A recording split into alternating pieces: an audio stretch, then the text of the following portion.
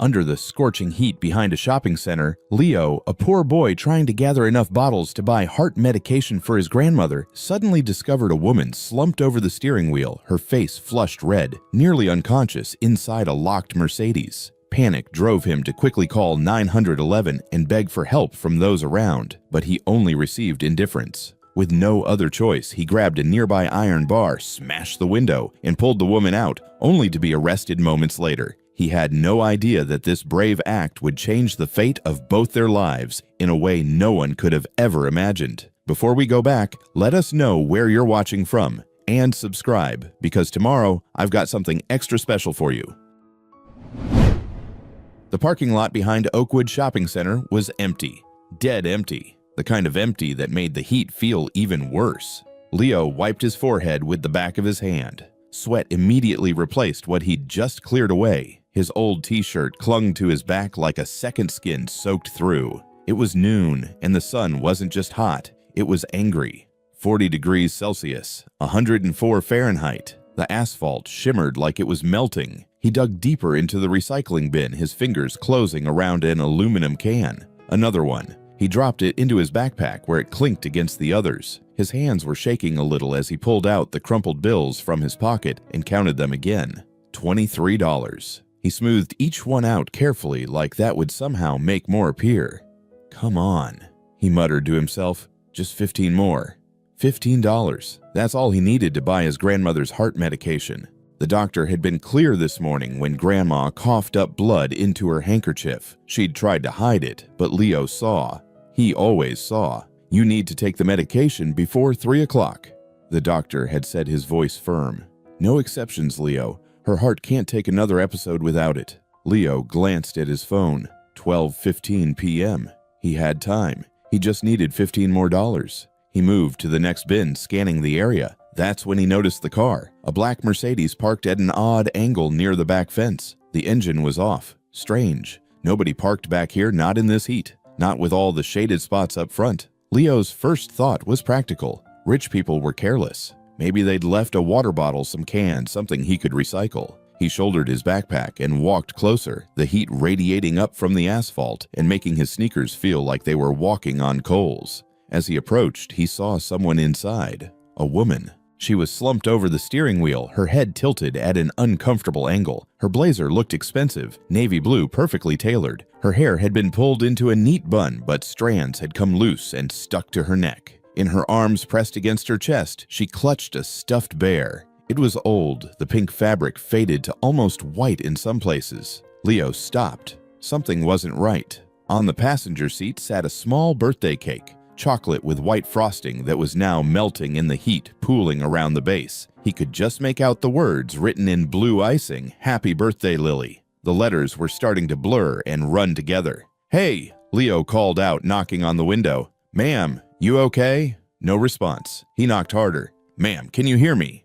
Nothing. Not even a twitch. Leo pressed his face closer to the glass, cupping his hands around his eyes to see better. The woman's skin was flushed, deep red, almost purple. Her lips were cracked and dry. He watched her chest carefully. It barely moved. Maybe didn't move at all. He put his palm flat against the car window and jerked it back immediately. The glass was scorching hot, almost too hot to touch. "Oh God," he whispered. He looked around the parking lot desperately. Empty. Just the sound of cicadas screaming in the trees and the distant hum of traffic from the main road. No people. No help. His mind raced. Was she drunk? He leaned in again, trying to smell through the windowsill. No alcohol. And drunk people didn't usually clutch teddy bears and buy birthday cakes for themselves, did they? The cake. That detail bothered him. It sat there melting, this perfect little cake for someone named Lily. While the woman who bought it was dying because she was dying, Leo was suddenly certain of that in a car that felt like an oven. Nothing about this made sense. He grabbed the door handle and pulled. Locked. All of them locked. "Ma'am, please." He slapped the window with his open palm. "Wake up! You're going to die in there!"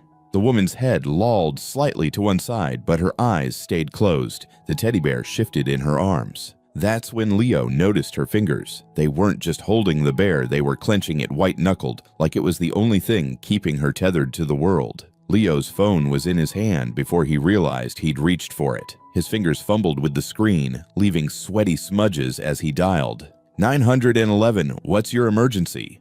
There's a woman, she's unconscious in her car. The engine's off, and it's so hot, and I think she's dying. The words tumbled out too fast. Okay, slow down. Where are you? Oakwood Shopping Center, the parking lot behind the building. Is she breathing? Leo looked again. I can't tell. Maybe barely. Help is on the way. Stay with her. Don't try to move her. How long? Leo asked, his voice cracking. There was a pause. There's been a major accident on the highway. We're looking at 20 to 30 minutes. 30 minutes. She doesn't have 30 minutes. Sir, I understand, but you don't understand. She's going to die. Please stay calm. The paramedics are coming as fast as they can. Leo hung up. His hands were shaking now, really shaking. He stared at the woman through the glass. Her face was the color of a bad sunburn, but there was no sweat. That was wrong, wasn't it? People sweated when they were hot, unless they couldn't anymore, unless their body had given up. He ran. His backpack bounced against his spine as he sprinted toward the security booth at the entrance of the parking lot. An elderly guard sat inside his chair, tilted back his cap, pulled low over his eyes. Sir, please. Leo pounded on the booth's window. The guard jerked awake, blinking in confusion. What's going on? There's a woman in a car. She needs help right now. The guard stood slowly, too slowly, and stepped out of the booth. He followed Leo's pointing finger toward the Mercedes. That car there, the black one. Yes, please, we need to get her out. The guard squinted at the car, then at Leo, taking in the boy's dirty clothes, his backpack full of cans, the desperation in his eyes. His expression changed, became suspicious. You touched that car, son. What? No, I knocked on the window, but that's a $70,000 vehicle. The guard crossed his arms. I touch that car, break anything, I lose my job. You understand, the ambulance can handle it. But she's dying. Then the ambulance better hurry. The guard's voice was flat, final. You stay away from that car, you hear me? I don't need any trouble today. And you, he looked Leo up and down again. You don't need trouble either. Just step back and wait for the professionals. The guard turned and walked back into his booth, sat down, and pulled his cap back over his eyes. Leo stood there, his chest heaving. The sun beat down on his head. He could feel his phone in his pocket, the crumpled bills, the weight of his backpack.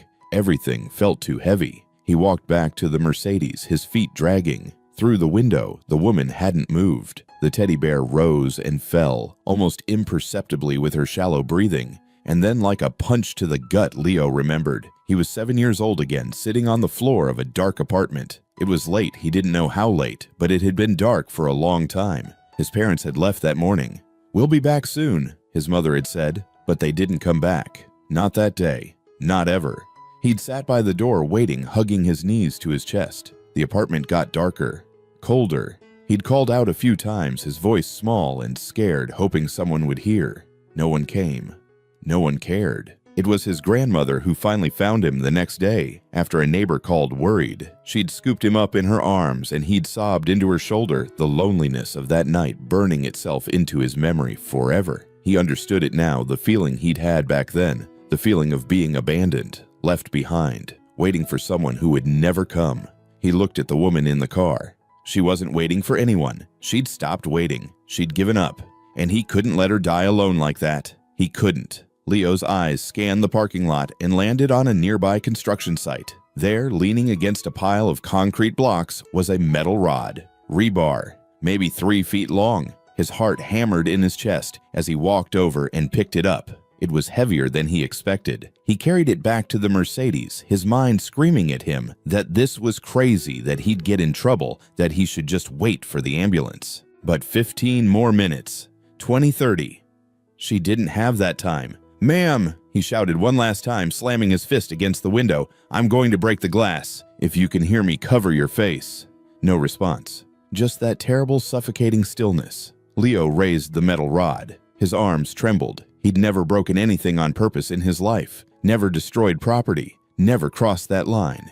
He thought about his grandmother, about the medication he still needed to buy, about the trouble this would bring. Then he thought about the woman dying behind the glass. He swung. The rod connected with the window, and the glass exploded inward with a sound like a gunshot. Shards flew everywhere, glittering in the sunlight. A wave of heat erupted from inside the car, hitting Leo in the face like opening an oven door. The air was thick, suffocating, unbreathable. He dropped the rod and reached through the broken window, fumbling for the door lock. His fingers found it, pulled it up. The door opened with a heavy click. The heat that poured out made him stagger back. It was worse than he'd imagined. How could anyone survive in that? Leo grabbed the woman under her arms and pulled. She was heavier than she looked, deadweight. That didn't help him at all. He grunted, his sneakers slipping on the asphalt as he dragged her backward out of the car. The teddy bear fell from her arms and landed on the ground between them. He pulled her into the shade of a nearby dumpster, the only shade he could find, and laid her down as gently as he could. Her skin was scorching to the touch, her breathing so shallow he had to put his ear to her mouth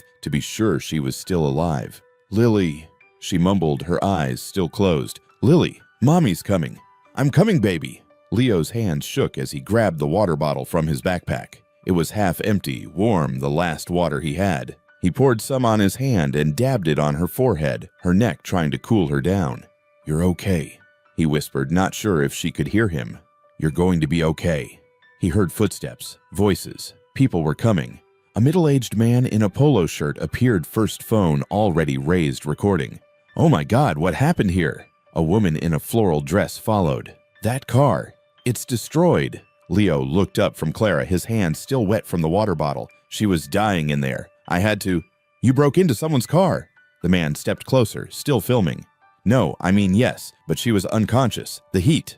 More people gathered. A teenager, an elderly couple, all staring. Some recording, none helping. "Should we call the police?" the woman in the floral dress asked. "I already called 911 inches, Leo said quickly. "The ambulance is coming." But the crowd's eyes weren't sympathetic. They looked at his dirt-stained clothes, his backpack stuffed with cans, his scratched hands. Then at the shattered window, the expensive car. "Kid, what were you really doing?" the man asked. Leo's stomach dropped. "I told you, I was saving her." "Right." The man's tone dripped with skepticism. The woman on the ground mumbled again. "Lily, I'm sorry, baby." Leo gently repositioned her head, trying to keep her airway open like he'd seen in a school health class once. "Please, she needs help. Can someone bring more water?" No one moved. Sirens finally wailed in the distance. Leo felt relief flood through him. Help was coming. Real help. 2 police cars arrived before the ambulance. Officers stepped out, hands on their belts, surveying the scene. A tall officer with graying hair approached first.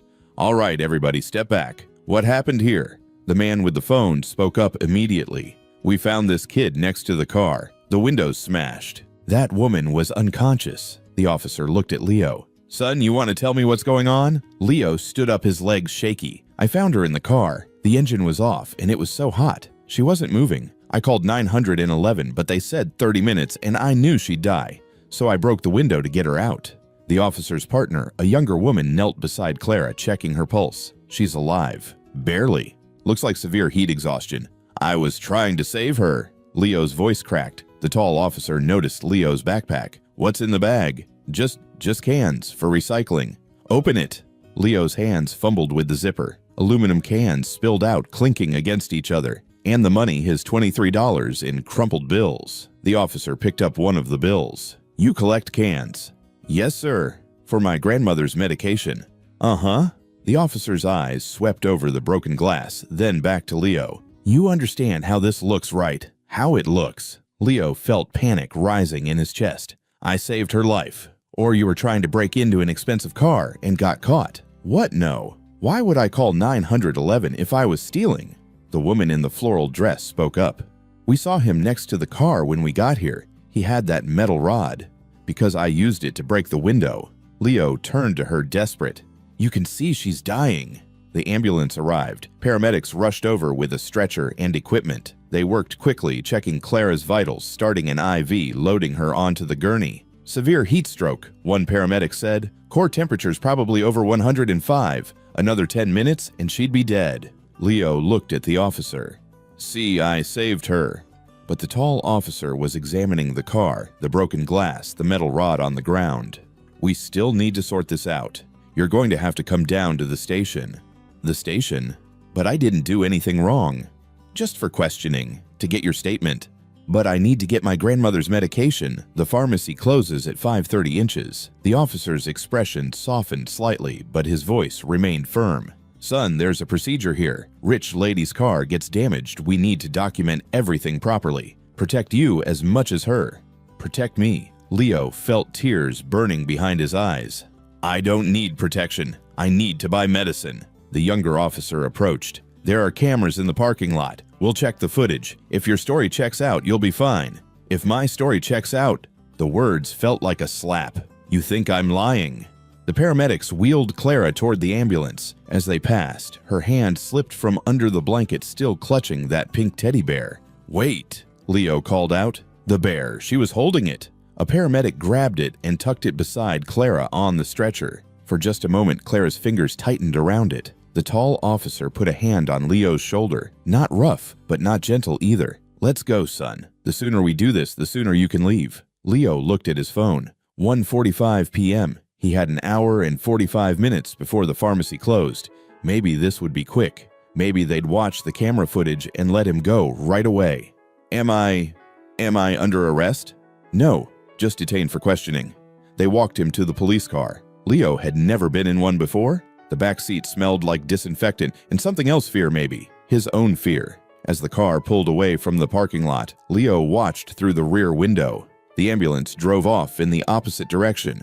The crowd dispersed. The black Mercedes sat alone, its window-shattered glass glittering on the asphalt like diamonds. He thought about his grandmother, probably wondering where he was. He thought about the medication she needed. He thought about the woman he'd just saved, holding that teddy bear, calling for someone named Lily. And he thought about how doing the right thing had somehow landed him in the back of a police car. The police station was cold. Too cold after the blazing heat outside. Leo sat in an interview room, his wet shirt now clammy against his skin. The walls were beige. A camera blinked red in the corner. A metal table separated him from the empty chair across. He checked his phone. 2:00 p.m. The door opened. The tall officer came in with a notepad and a styrofoam cup of water. Drink, he said, sliding the cup across. Leo's hands shook as he picked it up. The water was lukewarm, but he gulped it down anyway. I'm Officer Martinez. You're Leo Thompson, correct? Yes, sir. 17 years old. Live at 412 Maple Street with your grandmother, Alice Thompson. Yes. Martinez sat down, clicked his pen. Tell me exactly what happened today, from the beginning. Leo explained everything. The recycling bins, needing money for medicine, seeing the car, the woman inside, the call to 911, the security guard who refused to help, breaking the window. Martinez wrote it all down, his expression neutral. The security guard can confirm your story. I guess. He told me not to touch the car. So you broke the window anyway. Because she was dying. Leo's voice rose. What was I supposed to do? Wait for her to die while I followed the rules? Martinez looked up from his notepad. His eyes weren't unkind, just tired. I understand, son, but you damaged private property, expensive private property, to save a life. I know, and the camera footage will back you up. But we still have to process this. The car's owner will need to be contacted. There's paperwork. How long will that take? Martinez glanced at the clock on the wall. Couple hours, maybe. Couple hours. Leo stood up. No, I need to leave now. My grandmother. Sit down, Leo. You don't understand. She needs medication by 3 o'clock, or she could have another heart attack. I understand it's urgent, but if you leave now before we clear this up, it becomes a whole different situation. You want to be charged with vandalism, maybe attempted theft. I wasn't stealing. I believe you, but I need the evidence to prove it. So sit tight. Let me do my job, and you'll be out of here soon. Soon. That word felt like a lie. Leo sat back down. His leg bounced under the table. He watched the clock. 2:15, 2:30, 2:45. Martinez left and came back. Good news. Camera footage confirms everything you said. You're free to go. Leo jumped up. Really? Really? You did a brave thing today, kid. Stupid maybe, but brave. Leo didn't wait for more. He grabbed his backpack and ran, through the station, out the doors, into the afternoon heat that felt like stepping into a furnace. He checked his phone. 3:10 p.m. His heart sank. He ran anyway. 4 blocks to the pharmacy. His lungs burned. Sweat poured down his face. His sneakers slapped against the pavement. The pharmacy came into view. He could see the lights still on inside. Then he saw the employee at the door pulling down the security gate. Wait! Leo screamed. Please wait! He sprinted the last 50 yards. The gate was halfway down. Please, I need medicine for my grandmother. The employee, a young guy with glasses, shook his head. Sorry, man. We closed at 5:30. It's 5:45. Please, it's for her heart. The doctor said before 3, but I got held up and I can't. The registers are closed. Systems shut down. The guy actually looked apologetic. Come back tomorrow at 9. Tomorrow? Leo felt the world tilting. She needs it today. She could die. I'm really sorry. The gate clicked into place. The employee locked it and walked away into the pharmacy's interior, not looking back. Leo stood there staring at the closed gate. His reflection stared back at him in the glass door. 17 years old, alone, failed. He pulled out his phone with shaking hands and called his grandmother's neighbor, Mrs. Chen. Mrs. Chen, it's Leo. Can you check on my grandma? I'm on my way home, but oh, Leo. Mrs. Chen's voice was thick with concern. The ambulance took her about an hour ago. I tried calling you. The phone nearly slipped from his hand. What? She had chest pains, bad ones. I called 911. They took her to Mercy Hospital. Leo was already running. Mercy Hospital smelled like antiseptic and fear. Leo burst through the emergency room doors, his shirt soaked through with sweat, his lungs screaming. Alice Thompson, he gasped at the reception desk. She came in with chest pains. I'm her grandson. The nurse typed on her computer, ICU 3rd floor, but visiting hours. Leo didn't hear the rest. He found the stairs and took them 2 at a time. The ICU was quiet, too quiet. Machines beeped softly. Nurses moved like ghosts between rooms. I'm looking for Alice Thompson, Leo said to a nurse at the station. She checked her chart. Her expression shifted that look healthcare workers got when the news wasn't good. Are you family? Her grandson. I'm all she has. Room 304. I should tell you, she had a heart attack. A serious one. We stabilized her, but she's in a medically induced coma right now. The words hit Leo like physical blows. Heart attack. Coma. Can I see her? Through the window. She can't have visitors in the room yet. Leo walked to room 304 on legs that didn't feel like his own. Through the glass window, he saw her. His grandmother. The woman who'd raised him after his parents abandoned him. The woman who split her last piece of bread with him when money was tight. The woman who told him bedtime stories even when she was exhausted from working double shifts. She lay in the hospital bed impossibly small. Tubes ran from her arms. Wires connected her to machines that beeped and hummed. Her face was pale, her breathing assisted by a ventilator. Leo pressed his forehead against the glass. The coolness felt good against his skin, but it couldn't touch the heat of guilt burning in his chest. I'm sorry, he whispered. I'm so sorry, Grandma. If he hadn't stopped for that woman, if he'd just kept collecting cans, if he'd ignored the Mercedes and focused on what mattered, his grandmother, he would have gotten the medication on time. She'd be home right now, safe, alive, awake. Instead, she was in a coma. Because of him. Because he tried to save a stranger. The nurse approached softly. You should go home, honey. Get some rest. She'll be here tomorrow. Will she wake up? The nurse hesitated. We're doing everything we can. That wasn't an answer. Leo slid down the wall and sat on the floor outside room 304. He pulled his knees to his chest, wrapped his arms around them, and let the tears come. He cried silently, his shoulders shaking. People walked past doctors, nurses, other visitors, but no one stopped. In a hospital, tears were as common as heartbeats. His phone buzzed. A news notification, local teen saves woman from hot car. There was even a grainy photo from someone's phone, him pulling Clara from the Mercedes. A hero, they called him. He didn't feel like a hero. He felt like the boy who'd let his grandmother down, the boy who'd chosen a stranger over family, the boy who'd broken the one promise he'd ever made to always take care of her. I'm sorry, he whispered again to the unconscious woman behind the glass. I'm so sorry. The machines beeped their steady rhythm. His grandmother didn't answer. Leo didn't go home that night. He stayed in the hospital, curled up on a plastic chair in the ICU waiting room. Every hour, he'd get up and look through the window at his grandmother. She never moved. The machines kept breathing for her, her chest rising and falling with mechanical precision. Around midnight, a nurse brought him a blanket. You can't sleep here, she said gently, but she didn't make him leave. Morning came gray and tired through the windows. Leo's neck ached from the awkward angle he'd slept at. His stomach was empty. He hadn't eaten since yesterday morning, but he didn't feel hungry, just hollow. At 7 a.m., a doctor approached, young, maybe early 30s, with kind eyes behind wire-rimmed glasses. Leo Thompson. Leo stood up quickly. Is she okay? Is Grandma? She's stable. That's the important thing right now. The doctor gestured for Leo to sit. I'm Dr. Patel. I've been overseeing your grandmother's care. When will she wake up? Dr. Patel's expression was carefully neutral. "We're keeping her sedated while her heart recovers from the attack. The damage was significant. She missed a critical dose of her medication yesterday, which triggered the episode." The guilt crashed over Leo again, fresh and sharp. "I tried," he said, his voice breaking. "I tried to get it, but I couldn't." "I'm not here to place blame, Leo. I'm here to discuss her care." Dr. Patel pulled out a tablet showing him charts and numbers that meant nothing to Leo. "She'll need surgery. A triple bypass. It's expensive." "How expensive?" "Without insurance, around $150. 000. The number was so large it didn't even feel real. Leo had $23 to his name. Might as well have said $1 million. "We have insurance," Leo said quickly. "Medicaid. That'll cover most of it, but there are still copays, medications, follow-up care. We're looking at several thousand out of pocket." "Several thousand? Still impossible." "I'll figure it out," Leo said. "I'll work. Let's focus on her recovery first. One step at a time."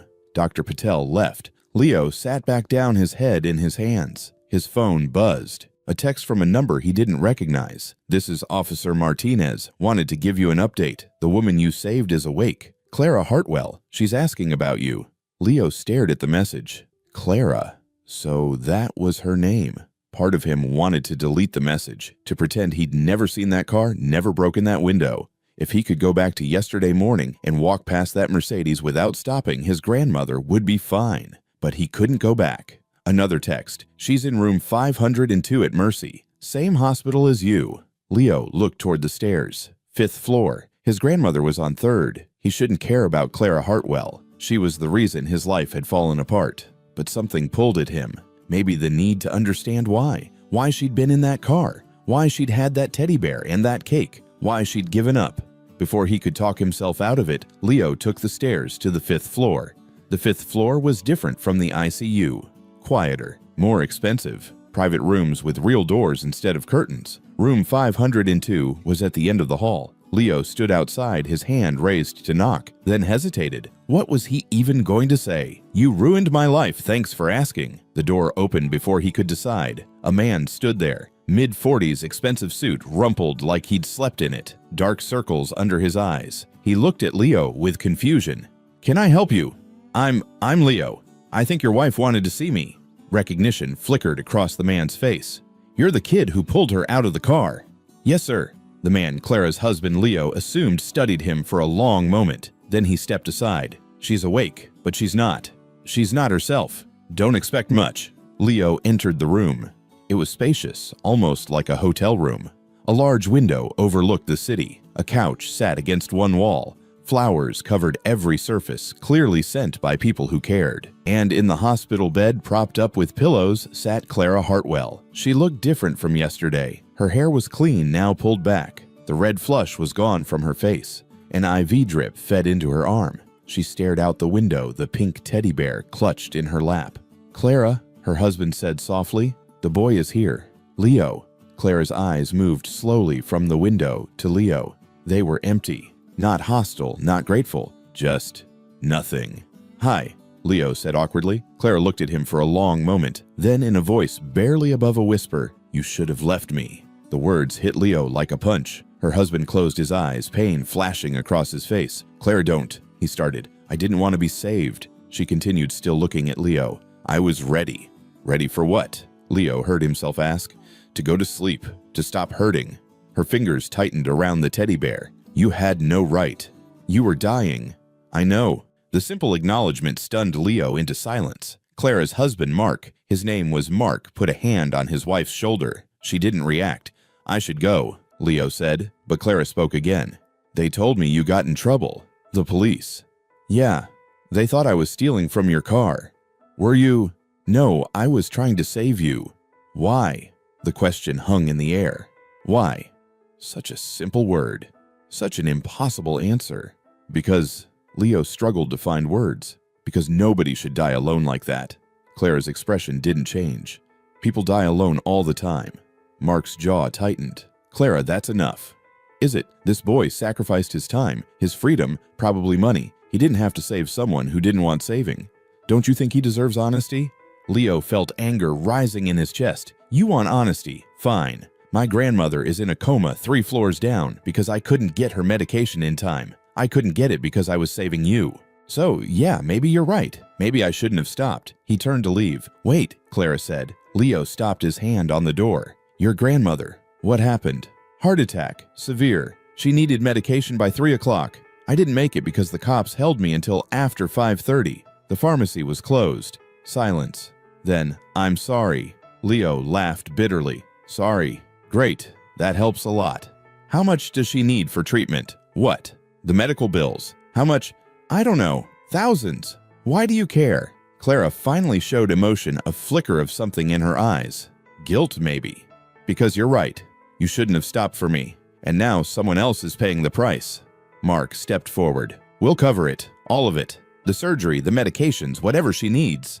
"I don't want your charity," Leo said. "It's not charity," Mark said firmly. "It's what's right. You saved my wife's life. Let us help save your grandmother's." Leo wanted to refuse, wanted to tell them to keep their money, but pride wouldn't pay for a triple bypass. Pride wouldn't keep his grandmother alive.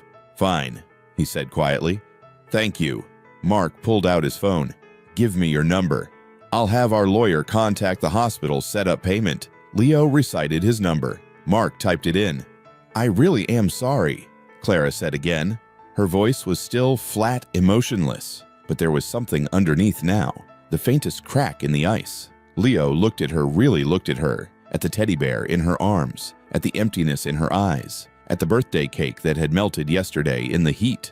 "Who's Lily?" he asked. Clara's breath caught. Mark's face went pale. "That's enough," Mark said quickly. "Leo, thank you for coming. We'll be in touch about the medical bills." It was clearly a dismissal. Leo nodded and left. As the door closed behind him, he heard it, a sound he wouldn't have believed Clara Hartwell capable of making. A sob, broken and raw and full of a pain so deep it had no bottom. And he heard Mark's voice, gentle and exhausted. "It's okay, sweetheart. It's okay to cry." Leo walked back to the stairs, that sob echoing in his ears. He didn't understand what was happening, didn't understand why a woman with everything money, a nice husband, a life, wanted to die in a hot car holding a child's toy. But he knew pain when he heard it. And Clara Hartwell was drowning in it. Leo spent the next 3 days in a fog, morning at the hospital, evening in the waiting room. The nurses stopped asking him to leave. Mark Hartwell handled everything. The bills were paid, surgery scheduled. Leo should have felt grateful, but he just felt numb. On the 4th day, Dr. Patel found him in the waiting room. "We're reducing the sedation today. See if she can breathe on her own." Leo's heart jumped. "She's waking up." "Hopefully. But prepare yourself. There may be complications, brain damage, memory issues. We won't know until we try. But there's a chance. There's always a chance." Leo watched through the window as they removed the breathing tube. His grandmother's chest stuttered, then found its rhythm, weak but steady. Her eyes fluttered open. The nurse waved him in. 5 minutes. Leo entered slowly. The room smelled like disinfectant and medicine. "Grandma." Her eyes found his, cloudy with medication, but aware. "Leo," she whispered. Her voice was rough, damaged from the tube. "I'm here. I'm right here." "What happened?" "You had a heart attack. But you're okay now. You're going to be okay." She tried to lift her hand. Leo caught it gently. Her skin was paper thin and cold. "The medicine," she said. "I know.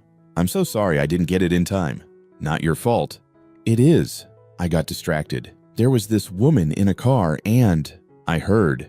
A weak smile touched her lips. "The nurse told me you saved someone's life and almost lost yours." "Hush." She squeezed his hand with what little strength she had. "I'm proud of you."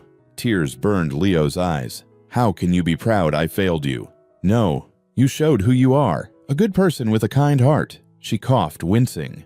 "Like your mother." Leo froze. His grandmother never talked about his mother. Mom wasn't kind. She left. She was young, scared, made mistakes. Another labored breath. But she had a good heart, like you. "Grandma, don't listen." Her grip tightened. "When I'm gone, don't let this world make you hard. Keep being the boy who stops, who helps, even when it costs you." "It almost cost me you." "Worth it. Always worth it to be good." The nurse appeared in the doorway. "Time's up, sweetheart." His grandmother's eyes were already closing, exhausted. "I love you, Grandma. Love you, my good boy." That evening, Leo couldn't stay in the waiting room. The walls were closing in. He needed air, needed to move. He found himself on the 5th floor. His feet carried him to room 502 without thinking. The door was open. Inside, voices argued in low, tense tones. "You can't keep doing this to yourself," Mark was saying. "I'm not doing anything. You're not eating. Barely sleeping. Just sitting there, holding that bear. Don't talk about Lily's bear like that. Clara, I miss her too, every day. But she's gone. She's been gone for 2 years, and you're letting it kill you." "Maybe I want it to." Long silence. "You don't mean that," Mark said finally. "Don't I give me one good reason to keep going? One thing worth living for? Me. Us. The life we built together. We built it for her. For Lily." "I know. She was supposed to start kindergarten this year." Clara's voice cracked, "and instead we picked out a casket. A tiny casket for our tiny girl." Leo stood frozen in the hallway. "This was too private, too painful." "I know all of it. I live with it too," Mark said. "But I'm trying because I thought we'd hold on together. Instead, you're leaving me. Every day a little more. I didn't plan it. You just didn't care if you came back. That's worse, Clara. That's so much worse." Footsteps. Mark appeared in the doorway, face wet with tears. He saw Leo and stopped. "How long have you been standing there?" "I'm sorry. I was just—" "It's fine." Mark wiped his eyes roughly. "You should talk to her. Maybe she'll listen to someone who's not me." He walked away, shoulders shaking. Leo stood uncertainly. He should leave, but something pulled him forward. He knocked softly. Clara looked up. She'd been crying. The teddy bear sat beside her. "Can I come in?" Clara shrugged. Leo entered, standing awkwardly near the door. "I didn't mean to eavesdrop." Thin walls. Silence. "Your grandmother," Clara said finally. "Is she better?" "She woke up today. Talked a little." "That's good." More silence. "Who's Lily?" Leo asked. Clara's hand moved to the teddy bear. "My daughter." "Where is she?" "Dead." Flat. Matter of fact. "Car accident. 2 years ago. She was 3. Leo felt the air leave the room. "I'm sorry." "Everyone's sorry. Sorry doesn't bring her back." "The cake in your car. It was for her birthday. She would have been 5 yesterday." Clara looked at him. "I went to the park where we used to feed the ducks, her favorite place. Bought a cake saying happy birthday, took sleeping pills. I just wanted to sleep, to dream about her, and if I didn't wake up..." She paused. "That would have been okay too. But your husband, Mark, is strong. He'd survive. He already lost Lily. One more loss won't break him." "That's not true." "Isn't it? You heard him. He's functioning, working, paying bills, living. He doesn't need me. He needs you alive." Clara laughed bitterly. "Alive? I've been dead for 2 years, Leo. My heart just hasn't stopped yet." Leo thought about his grandmother, how she'd raised him when his parents left, worked double shifts, never complained, never gave up. "My parents abandoned me when I was 7, he said quietly. Clara looked at him with interest. "Just left one day. Didn't come back. My grandma found me the next day alone. She took me in, even though she was struggling." "I'm sorry. You said that doesn't help." A flicker of respect crossed Clara's face. "My grandma could have given up too, could have said it was too hard, but she didn't. She fought every day. For me." Leo's voice grew stronger. "And now she's fighting to live because I need her, the same way your husband needs you." "It's not the same." "Why not?" "Because Lily was 3. She had her whole life ahead of her." Clara's composure cracked. She should be starting school, making friends, learning to read. Instead, she's in the ground because some drunk driver ran a red light. And that's horrible. But killing yourself doesn't change it. No, but it ends the pain. Does it, or does it just pass the pain to everyone else? Clara stared at him. Tears ran down her face. "You don't understand," she whispered. "You're right. I can't imagine losing a child, but I know what it's like to lose someone who didn't have to be lost." Leo thought of his parents. "And I know what it's like to be left behind, wondering if you weren't worth staying for." "Mark doesn't think that. Doesn't he? You heard him. You're choosing to leave. Every day." Clara looked down at the teddy bear. Fresh tears fell onto its pink fur. "I don't know how to be okay. I don't know how to wake up every morning and not think about her, not miss her, not hate the world for taking her away." "Maybe you don't have to be okay. Maybe you just have to be alive. That's not enough. It's a start." Clara was quiet for a long moment. Outside, the sun was setting, orange and purple painting the sky. She loved sunsets, Clara said softly. "Lily." She'd stand at the window and point at all the colors, pink, orange, purple. She knew all of them. Leo walked to the window. "Tell me about her," he said. "What?" "Lily. What was she like?" Clara's expression shifted, surprise, then hunger. When had anyone last asked her to talk about Lily? She was stubborn, strong-willed. If she didn't want to wear shoes, there was no forcing her. A tiny smile appeared. She loved animals, wanted to pet every dog, and she sang constantly, made up songs about everything. This is the going down the stairs song. This is the eating breakfast song. The smile grew. For just a moment, Clara looked less like a ghost and more like a mother. "She sounds amazing," Leo said. "She was." The smile faded. "And then she wasn't. And I don't know how to be a mother to a dead child." "You can't be her mother anymore, but you can remember her. Keep her alive in here." Leo tapped his chest. "Not in a grave." Clara looked at him. This 17-year-old kid who'd broken her car window saved her life and was now saying exactly what she needed to hear. "How did you get so wise?" "I'm not wise. I'm just a kid who knows what it's like to be left behind. And I'm asking you not to do that to your husband."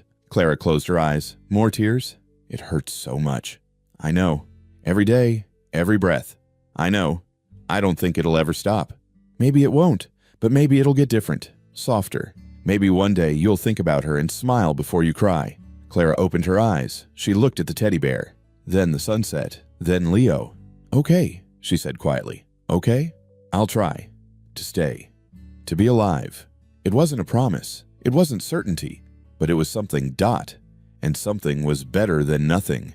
1 week later, Leo's grandmother had her surgery. It went well. Better than expected, actually. Dr. Patel said her heart was responding to treatment, that with proper medication and rest, she could make a full recovery. Leo cried in relief in the hospital bathroom where no one could see. He visited her twice a day, morning and evening. In between, he went back to collecting cans, trying to scrape together money for the prescriptions insurance wouldn't fully cover. He didn't see Clara again. Sometimes he'd walk past the 5th floor, wonder how she was doing, but he never stopped, until the night he ran into her. It was late, almost 11. Leo had been sitting with his grandmother until she fell asleep, then wandered down to the 1st floor vending machine for water. The hallway was mostly empty, just the soft beep of monitors and the squeak of nurses' shoes on linoleum. He was heading back to the stairs when he saw her. Clara sat in a wheelchair at the end of the hall, facing a large window that looked out over the city. She wore a hospital gown and a robe. The pink teddy bear sat in her lap. She wasn't moving,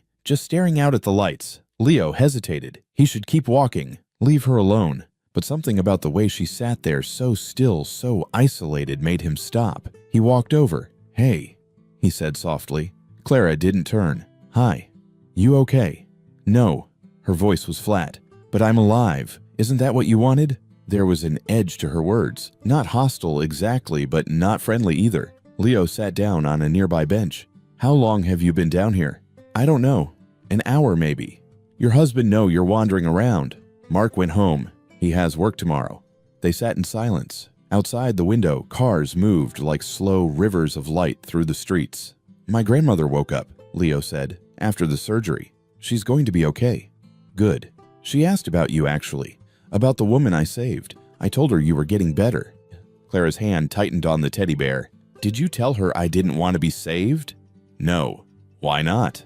"Because it doesn't matter what you wanted. You're alive. That's what counts." Clara finally turned to look at him. Her eyes were red-rimmed, exhausted. "Is it? What? Being alive, is that really all that counts?" Leo felt frustration rising.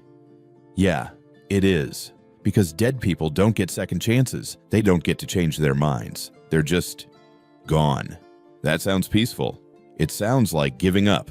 "Maybe I want to give up." Clara's voice rose. "Maybe I'm tired of fighting, tired of pretending everything's going to be okay when it never will be." "Then stop pretending." Leo stood up, his own voice getting louder. "Stop pretending and actually do something about it. I tried. That's what the car was. That's what the pills were." "No, that was you running away. That's not the same as trying." A nurse appeared at the end of the hall. "Excuse me, you need to keep it down." "Sorry," Leo said, but he didn't sit back down. Clara wheeled her chair around to face him fully. "You have no idea what you're talking about." "Don't I? You think you're the only person who's ever lost someone who's ever hurt. I lost my child, and I almost lost my grandmother because I was too busy saving someone who didn't even want to be saved." The words hung between them, sharp and cutting. Claire's expression shifted. The anger drained away, replaced by something else. Shame, maybe, or realization. "You're still angry about that," she said quietly. "Of course I'm still angry." Leo's hands clenched into fists. "My grandmother almost died because of you. She's in this hospital right now, recovering from surgery because I couldn't get her medication in time. All because I stopped to help you. I didn't ask you to. I know, but I did it anyway, because that's what people do. They help each other, even when it's hard, even when it costs them."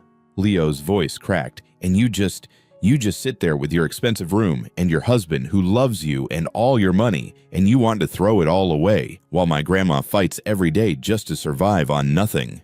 He was breathing hard now, his chest heaving. Tears blurred his vision.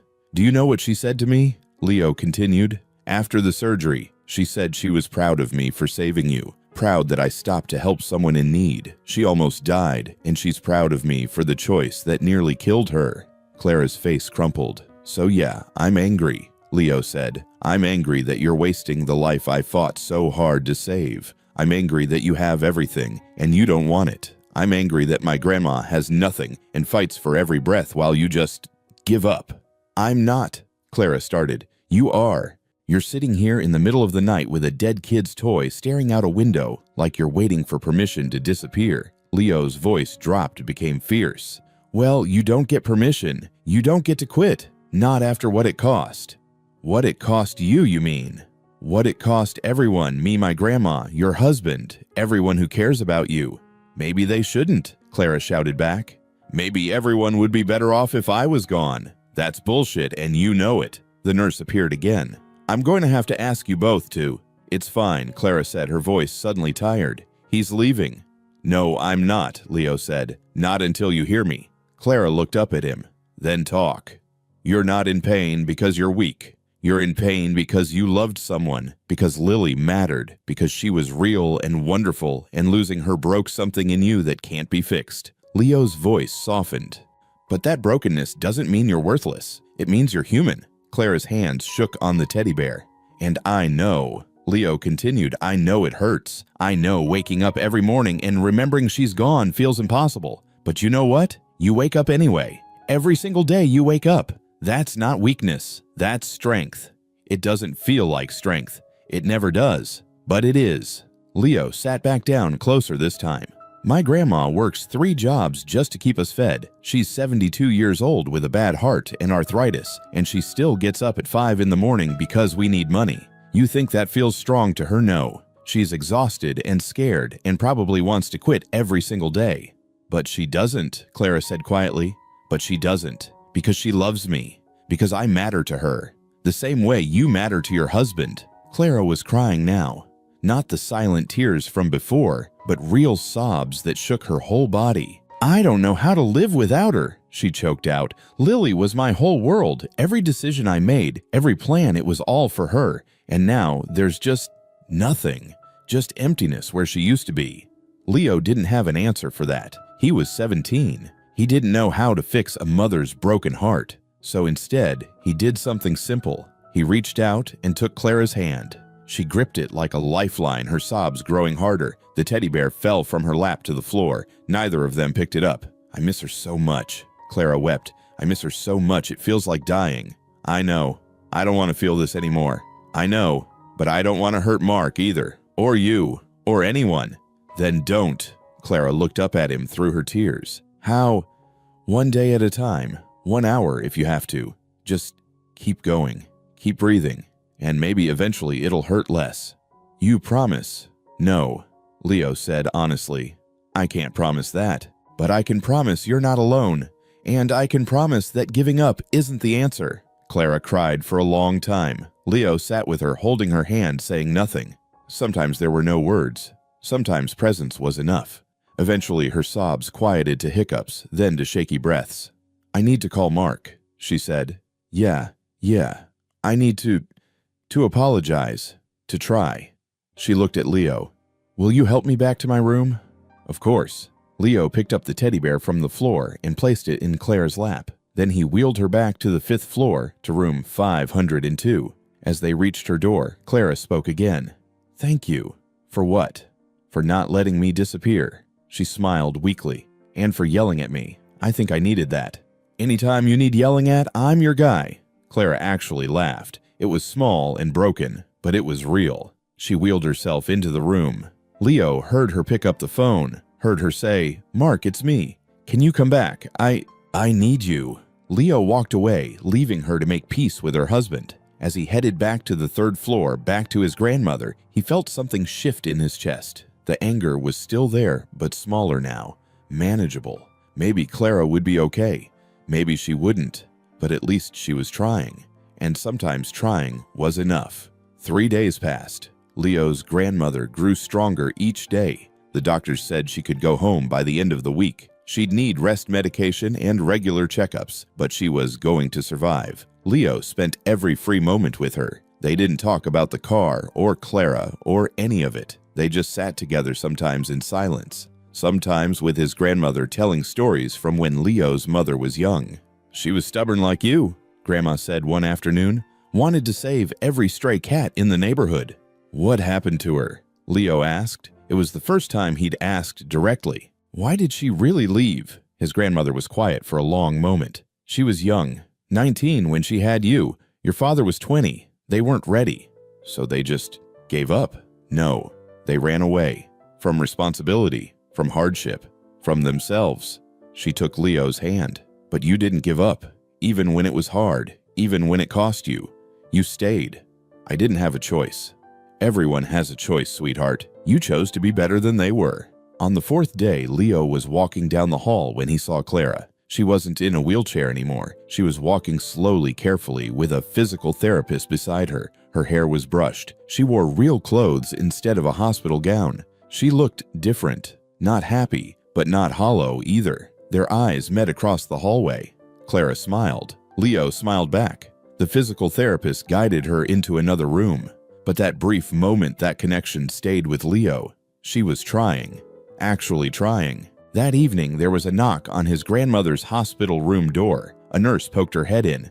"Leo, someone's here to see you." Clara stood in the hallway. She held a folder in her hands. "Can we talk?" she asked. Leo looked at his grandmother, who nodded encouragingly. He stepped into the hall, closing the door behind him. "How are you?" he asked. "Better.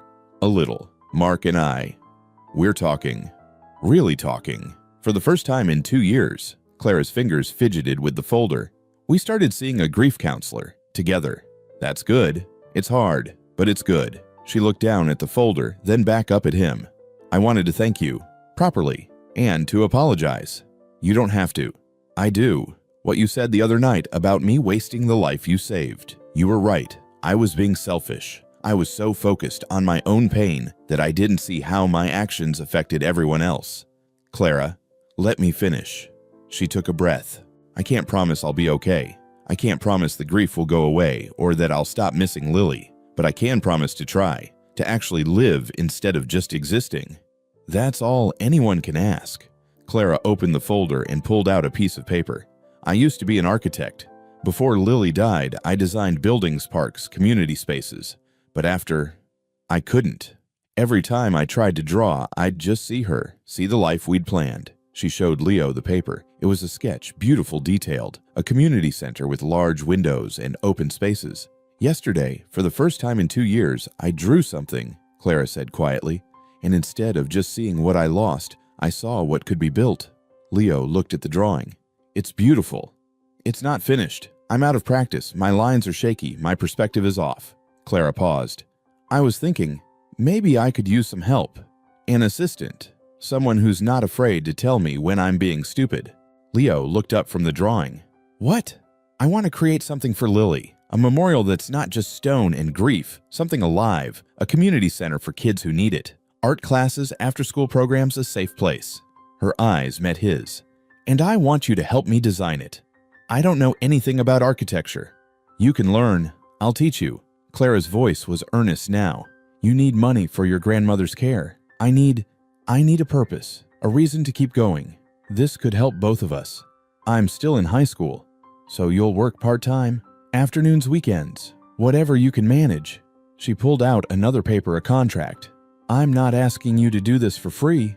I'll pay you. And when you graduate, if you want to study architecture, I'll help with that too." Leo stared at the contract, at the number listed for his hourly wage. It was more than he'd make collecting cans for a month. "Why me?" he asked. Clara smiled, a real smile this time.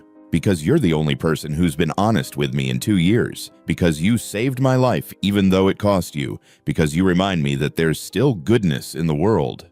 She paused. "And because I think Lily would have liked you." Leo felt his throat tighten. "I'd need to ask my grandma," he said. "Of course. Take your time. Think about it." Clara put the papers back in the folder. "The offer stands whenever you're ready." She turned to leave, then stopped. "Leo, one more thing." "Yeah, I'm going back to therapy. Real therapy, not just one session. And Mark and I are taking a grief management course together." She looked down at her hands. "I'm also donating Lily's toys to the children's hospital, except for the bear. I'm keeping the bear." "That sounds healthy."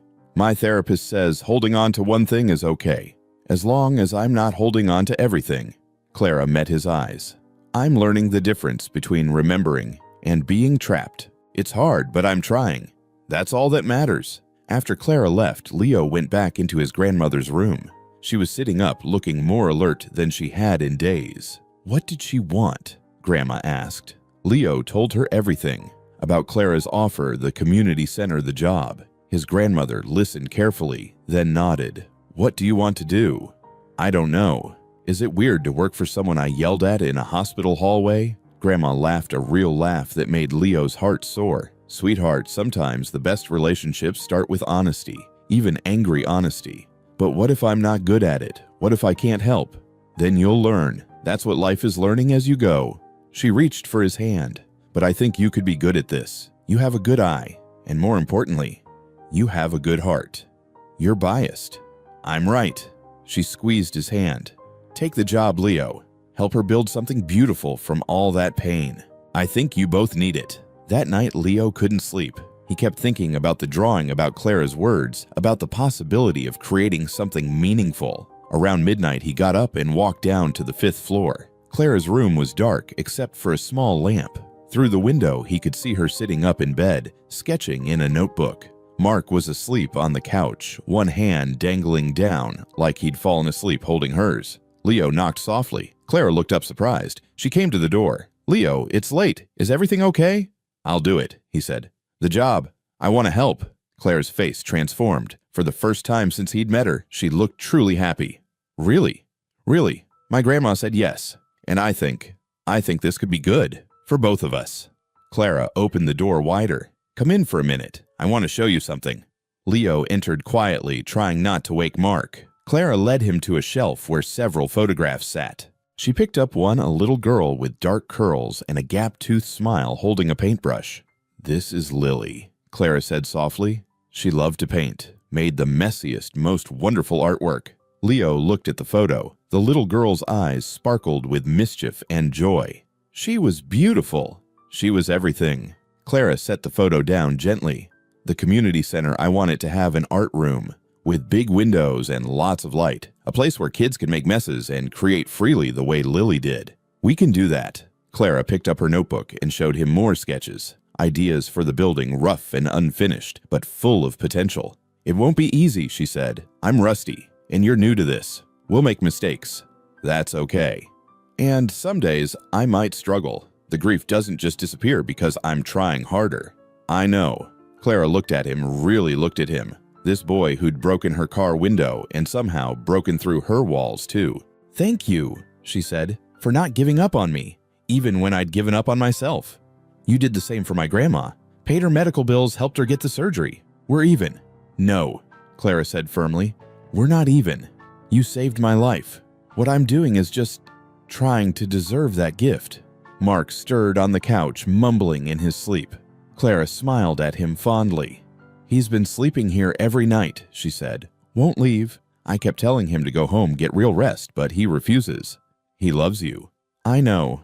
I'm starting to remember that love isn't just for the people who are easy to love. It's especially for the ones who are struggling." She looked back at Leo. "Like what your grandmother does for you. Like what you did for a stranger in a parking lot. Leo smiled. So when do we start? How about Monday after school? I'll be there. As Leo left, he felt something he hadn't felt in weeks. Hope. Not the fragile, desperate hope that things might get better, but the solid, grounded hope that came from taking action, from choosing to build instead of break. Behind him, Clara returned to her sketches, and for the first time in 2 years, she drew with purpose. Not to escape the past, but to create a future. 2 weeks later, Leo's grandmother came home. Their apartment was small, just 2 rooms, a tiny kitchen, and a bathroom that barely fit a person. But it was clean, and it was theirs. Mrs. Chen from next door had stocked their fridge. The hospital social worker had arranged for a home health aide to check in twice a week. Mark Hartwell had quietly paid 6 months of their rent in advance. I didn't ask for charity, Leo's grandmother said when she found out. It's not charity, Grandma. It's gratitude. She humphed but didn't argue further. Leo set her up in the only bedroom she'd insisted he take it before, but he refused now. He'd sleep on the couch. She needed the real bed for recovery. Stubborn boy, she muttered, but she smiled. On Monday afternoon, Leo took the bus across town to Clara's architecture firm.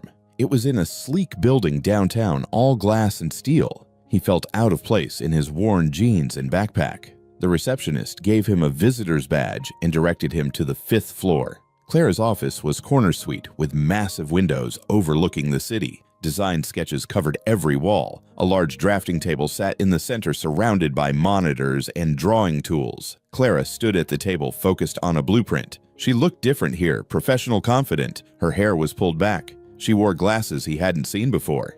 "Leo," she said, looking up. "Perfect timing. Come here." He approached the table. The blueprint showed a bird's eye view of a building. "This is what I've been working on since we talked. The Lilly Center." Clara pointed to different sections. "Main entrance here. Art rooms on the 2nd floor with northern light, best for painting. Classrooms here, here, and here. A gymnasium in the back. And this," she indicated a large open space, "is a memorial garden. Native plants, benches, a small pond. A place for quiet reflection." Leo studied the drawings. Even to his untrained eye, they were impressive. "It's amazing." "It's a start. Now, I need your help refining it. Tell me, what would a kid actually want in a community center?" Leo thought about his own childhood, the places he'd wished existed when he was young and struggling. "A library," he said. "Not just books, but a quiet place to do homework. Somewhere warm in winter." Clara made a note. "What else?" "Computers, internet access. Not everyone has that at home." "Good. What about the art rooms?" "Big sinks and storage for supplies. And maybe a gallery wall so kids can display their work." Clara smiled. "Perfect. See, you're already thinking like a designer." They worked for 3 hours. Clara taught him the basics, how to read blueprints, how to think about space and flow, how a building could serve its community. "Architecture isn't just about making things look pretty," she explained. "It's about solving problems, creating spaces where people can thrive. Like therapy, but with buildings." Clara laughed. "Exactly like that." As the afternoon turned to evening, they took a break. Clara ordered pizza. Leo tried to pay, but she waved him off. "So how's your grandmother?" Clara asked. "Good. Stronger every day. She's already talking about going back to work, but the doctor said not for another month." "And you, how are you managing?" Leo shrugged. "I'm okay. Tired, but okay. School going all right? I'm catching up. Missed a lot when Grandma was in the hospital, but my teachers are working with me." Clara nodded, then hesitated. "Can I ask you something personal?" "Sure." "Your parents. Do you ever hear from them?" "No. I don't even know where they are." "Do you want to?" Leo considered this. Once he would have said yes immediately, but now, "I don't know. Part of me wants answers, wants to know why we weren't enough. But another part of me doesn't care anymore. They made their choice. I have Grandma. That's enough." "That's very mature." "Or very damaged." Leo smiled wryly. "Maybe both. Trauma does, that makes you grow up fast." Clara looked out the window at the city below. "Mark and I started couples therapy, and I'm seeing a grief counselor twice a week." "How's it going?" "Hard. Really hard. We had a session yesterday where I just cried the entire hour. Couldn't even speak." She turned back to him. "But I went. I showed up. That's progress." "It is." "I also joined a support group for parents who've lost children." Clara's voice wavered slightly. "There are more of us than I realized. We meet every Thursday, share stories, cry together. It helps knowing I'm not alone." That's good. Mark's doing better too. He admitted he'd been bottling everything up trying to be strong for me. Now we're learning to grieve together instead of separately. She paused. We're even talking about the future. Not replacing Lily, we could never do that. But maybe, eventually, fostering kids who need homes, giving them the love Lily can't receive anymore. Leo felt his chest tighten. Lily would like that. I think so too. Over the following weeks, a routine developed. Leo would go to school, visit his grandmother, then head to Clara's office. They'd work on the Lily Center designs, with Clara teaching him the technical skills and Leo providing the perspective of someone who'd actually needed these services. What about a food pantry? Leo suggested one day. For families who need it. Clara added it to the plans. And a shower facility for homeless kids who are trying to go to school but have nowhere to clean up. That went in too. Maybe counseling services, free ones. Clara nodded. We'll partner with local therapists. Sliding scale fees. The building was becoming more than just a memorial. It was becoming a lifeline. One afternoon, Mark stopped by the office. Leo had met him a few times now, but they'd never really talked. Leo, good to see you, Mark said, shaking his hand. Clara tells me you're a natural at this. She's being generous. No, I'm not, Clara interjected. You have an instinct for what people need. That's rare. Mark looked at the blueprints. This is incredible, Clara, really. We're a team. She smiled at Leo. I couldn't do this without him. After Mark left, Clara showed Leo something new, a fundraising plan. The center will cost about $2 million to build and staff for the first year. Mark and I are donating the first $1 million, but we need community support for the rest. $2 million. Leo felt dizzy. It's a lot, but it's worth it. Clara pulled up a presentation on her computer. We're launching a campaign next month. Local businesses grants individual donors. I'm even reaching out to some architecture firms I used to work with. What if we don't raise enough? Then we'll start smaller and expand. But we'll make it happen, Leo. I promise you that. 6 weeks into working together, Clara brought Leo to an empty lot on the east side of town. This is it, she said. The location. The lot was large, weedy, bordered by a chain-link fence. But beyond the neglect, Leo could see the potential. Near a bus line, close to schools, in a neighborhood that desperately needed services. It's perfect, he said. Clara smiled. Want to see something? She pulled out her tablet and opened an app. Suddenly, a 3D rendering of the Lily Center appeared superimposed over the empty lot through augmented reality. Leo could see it, the building they'd designed, standing tall and welcoming. The memorial garden, the big windows of the art rooms, kids playing in the courtyard. Wow, he breathed. That's our future, Clara said softly. That's what we're building. She turned to him, her eyes bright. I never thought I'd feel this way again. Excited about tomorrow. Eager to create. Hopeful. Her voice broke slightly. Thank you for giving that back to me. You're doing the work, Clara. I'm just helping. No, you're doing more than that. You're showing me how to live with the grief instead of being consumed by it. How to honor Lily by building something that would make her proud. They stood together, looking at the empty lot that would soon be filled with purpose. When does construction start? Leo asked. If fundraising goes well next spring. And until then, we keep designing, keep planning, keep moving forward. Clara looked at him. One day at a time, right? One day at a time. As they left the lot, Leo felt something shift inside him. For weeks, he'd been so focused on the past, on what happened in that parking lot, on his grandmother's heart attack, on Clara's pain. But now he was thinking about the future, about what they could build together, about how something beautiful could emerge from so much suffering. 3 years later, Leo stood in front of Oakwood Community College, staring at the acceptance letter in his hands. Architecture program, full scholarship, start date fall semester. He'd done it. His grandmother sat on a bench nearby, beaming. She'd recovered fully from her heart attack, though she tired more easily now. She'd cut back to 2 jobs instead of 3, accepting Mark's ongoing financial help with grace. I'm so proud of you, she said for the 100th time. I know, Grandma. My grandson, the architect. I'm not an architect yet, just a student. You'll be the best architect this city has ever seen. Leo laughed and helped her up. They walked slowly to the bus stop, her arm linked through his. He was taller now, broader, 20 years old, and finally starting to look like a man instead of a boy. His phone buzzed. A text from Clara. Big day tomorrow. Don't be late. Tomorrow, the opening of the Lily Center. After 3 years of planning, fundraising, construction delays, and endless paperwork, It was finally happening. Leo had been part of every step. He'd helped refine the designs, attended community meetings, even worked on the construction crew during summer breaks. The center had become his passion project too. That evening, he took the bus across town to the site. The building stood complete now, beautiful and welcoming. Large windows reflected the sunset. The memorial garden bloomed with native flowers. A playground sat to one side, equipment gleaming and new. Clara was inside doing final walkthroughs with Mark. She saw Leo through the window and waved him in. "What do you think?" she asked. Leo walked through the space slowly. The art room with its north-facing windows and wall of supplies. The library with comfortable chairs and computer stations. The counseling offices. The food pantry. The community kitchen where kids could learn to cook. "It's perfect," he said. "We did good, didn't we?" "You did good. I just helped." Clara shook her head. "We did this together, Leo. This building exists because you refused to let me give up, because you showed me that grief could be transformed into purpose." Mark joined them. "The caterers will be here at 9 tomorrow. Press arrives at 10. Ribbon cutting at 11. "Are you nervous?" Leo asked Clara. "Terrified," she admitted. "This is the biggest thing I've done since Lily." She'd be proud. Clara's eyes welled up, but she was smiling. "I think so too."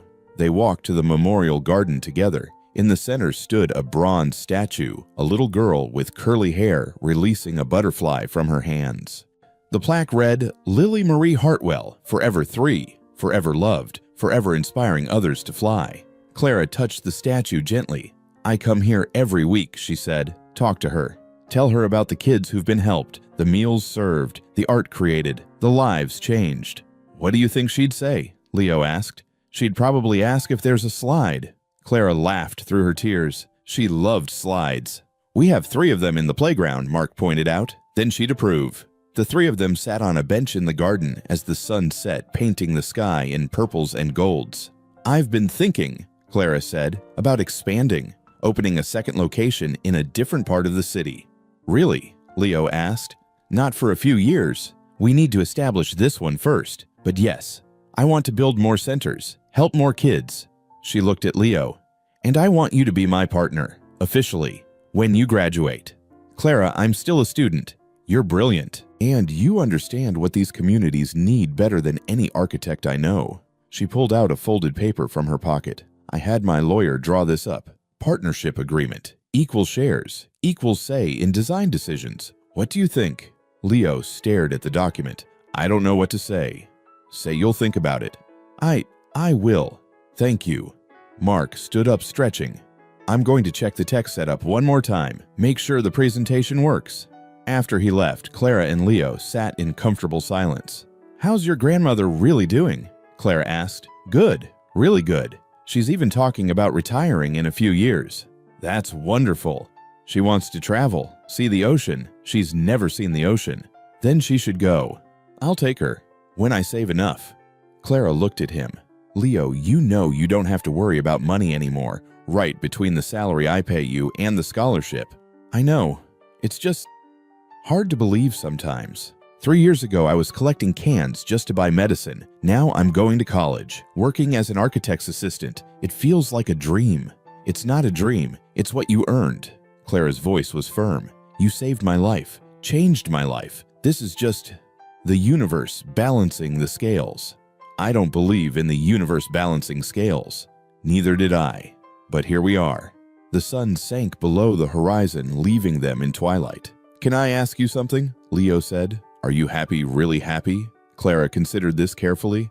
"I'm not the same person I was before Lily died. I never will be. There's still a hole in my heart that nothing can fill." She paused.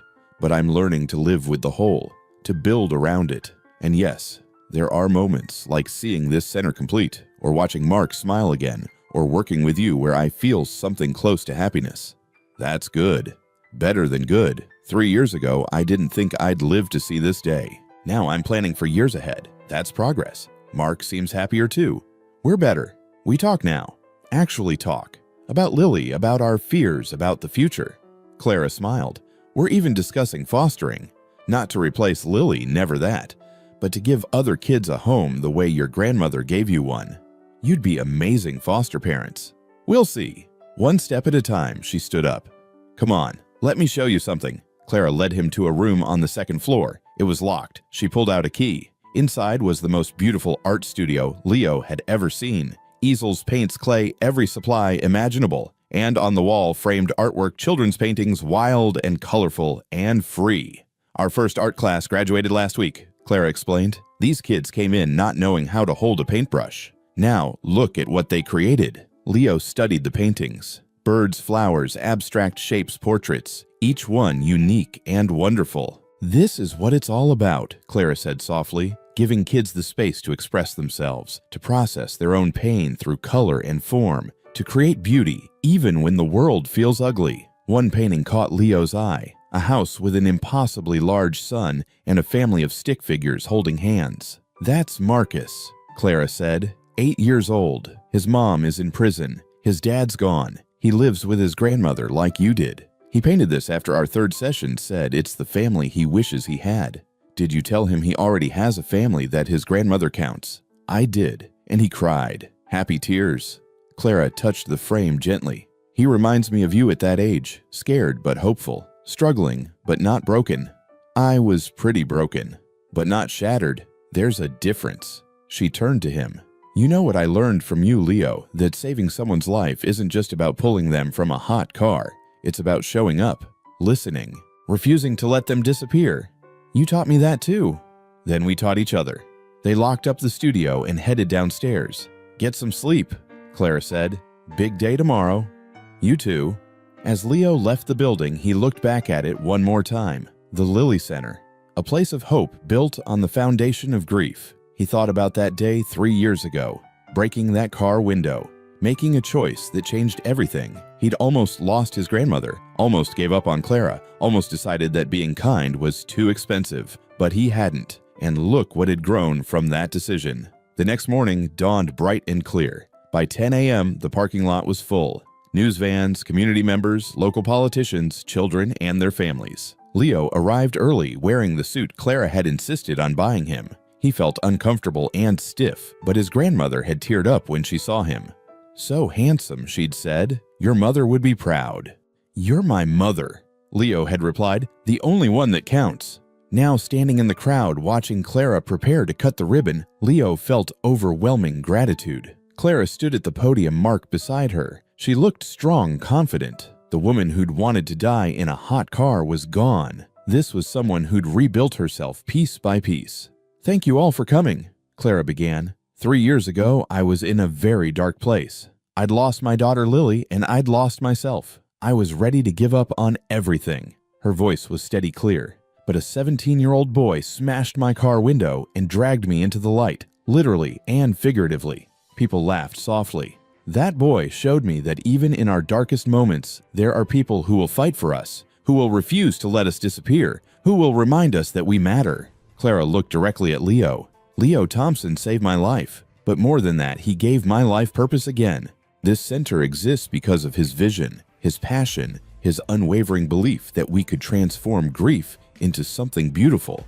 She gestured for him to join her. Leo's grandmother pushed him forward gently. Go on.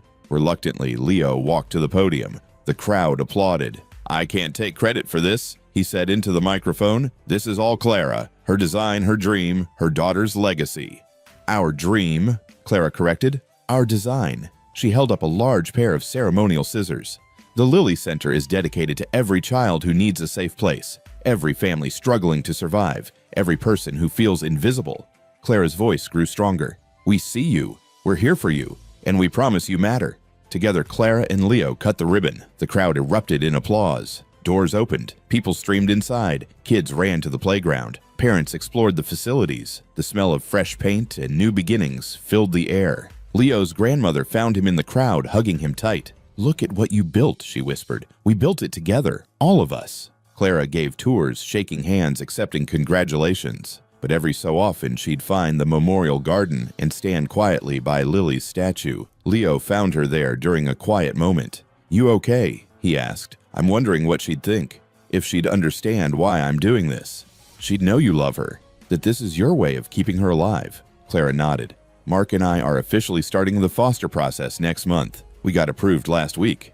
That's amazing. Scary, but good scary. She smiled. We'll never replace Lily, but we can honor her by loving other kids who need it. She'd like that. I hope so. Clara looked at the building, at the children playing, at the families exploring. I hope she knows that her short life created all of this, that even in loss there can be legacy. As the day wound down and the crowd thinned, Mark found Clara and Leo in the garden. They want us for a photo, he said. The newspaper. The three of them posed by Lily's statue, Clara, Mark, and Leo, the family that grief had created. The photographer snapped the picture. Beautiful, he said. This'll make a great story. After he left, they sat together on the bench. 3 years, Mark said, from rock bottom to this. It wasn't easy, Clara said. Nothing worth doing is. Leo looked at them, this couple who'd almost fallen apart, but chose to hold on, who'd turned their tragedy into something that would help hundreds of people. Thank you, he said quietly. For what? Clara asked. For not giving up, for showing me that broken things can be rebuilt, that endings can become beginnings. Clara took his hand, Mark took his other hand, and his grandmother joining them completed the circle. To Lily, Clara said, who brought us all together in the strangest, most painful, most beautiful way. To Lily, they echoed. And in that moment in that garden, built from grief, surrounded by people who'd saved each other in 1,000 small ways, Leo understood something profound. Pain didn't have to be the end dot. It could be the beginning of something extraordinary. Join us to share meaningful stories by hitting the like and subscribe buttons. Don't forget to turn on the notification bell to start your day with profound lessons and heartfelt empathy.